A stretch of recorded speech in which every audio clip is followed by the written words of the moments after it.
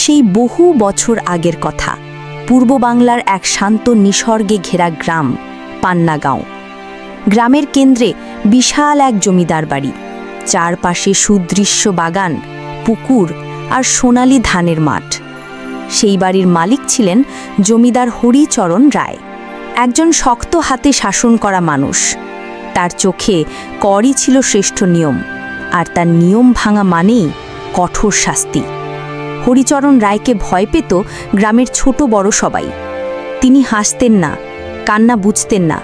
কোনো কৃষক সময় মতো কর দিতে না পারলে তার জমি দখল করতেন, গরু জব্দ করতেন। এই জমিদার যেন মানুষের মাঝে এক নীরব আতঙ্কের নাম।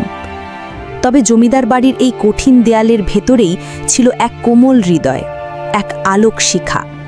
তারই একমাত্র মেয়ে কিরণমালা। কিরণমালা ছিল সম্পূর্ণ ভিন্ন এক চরিত্র। তার চোখে ছিল ভালোবাসার ভাষা, তার কথাই ছিল মমতার ছোঁয়া। ছোটবেলা থেকেই সে অনুভব করত গ্রামের মানুষ কেমন কষ্টে দিন কাটায়। সে গোপনে নিজের খেলনার টাকায় মিষ্টি কিনে গ্রামের বাচ্চাদের দিত, পুরনো কাপড় জড়ো করে দাসীর হাত দিয়ে গরিবদের পাঠাতো। জমিদার এসব জানলেও মেয়ে বলে কিছু বলতেন না, কিন্তু মনে মনে বিরক্ত হতেন। কোমল হৃদয় দিয়ে রাজ্য চলে না। এক বছর হঠাৎ করে খরা দেখা দিল। মেঘ ছিল, কিন্তু বৃষ্টি আসেনি। জমির ফসল পুড়ে গেল, পুকুর শুকিয়ে গেল, গরু মারা পড়তে লাগল। গ্রাম যেন এক চুপচাপ মৃত্যুপুরী।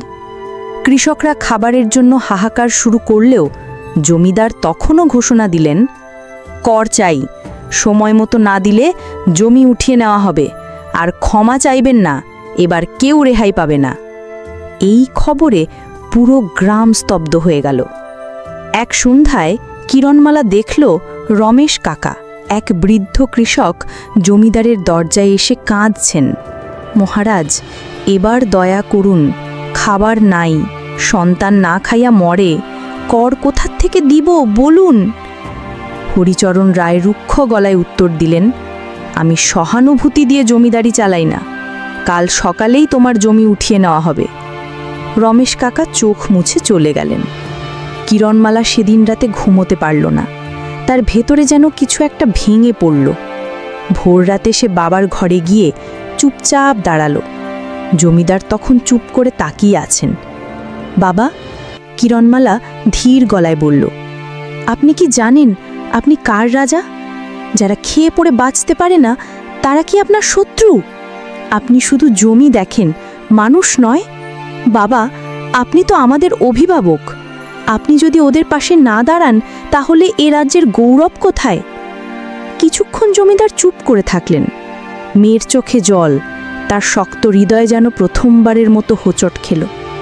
পরদিন সকাল, গ্রামের মানুষ চোখ কচলে দেখল জমিদার হরিচরণ নিজ হাতে রমেশ কাকার ঘরে চাল, ডাল, গুড় আর কাপড় পৌঁছে দিচ্ছেন। তিনি সবার সামনে দাঁড়িয়ে বললেন, এ বছরের কর আমি মাফ করলাম। যাদের ঘর ছিল তারা আবার ফিরে আসুক।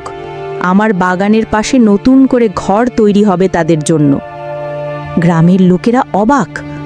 এই কি সেই হরিচরণ রায়? এতদিনের কঠিন শাসকের মুখে এখন মানবতার কথা? এক বৃদ্ধ মহিলার কণ্ঠে কান্না জড়ানো ধন্যবাদ শুনে জমিদার হালকা করে হাসলেন, যেটা গ্রামের মানুষ কখনো দেখেনি।